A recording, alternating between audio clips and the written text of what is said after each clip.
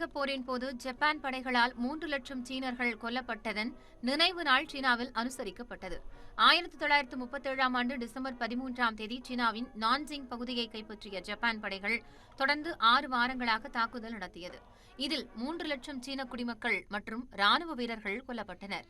இதன் நினைவு நாளை ஒட்டி நான்ஜிங் பகுதியில் உள்ள நினைவிடத்தில் ஆயிரக்கணக்கானோர் கூடி அமைதிக்கான உறுதிமொழி ஏற்றனர்.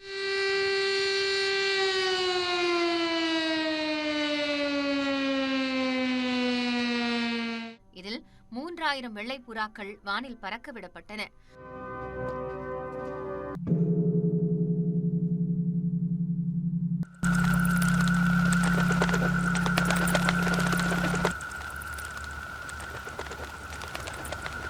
அந்த தாக்குதலில் உயிர் பிழைத்து தற்போது உயிரோடு உள்ள 24 பேர் இதில் பங்கேற்றனர்.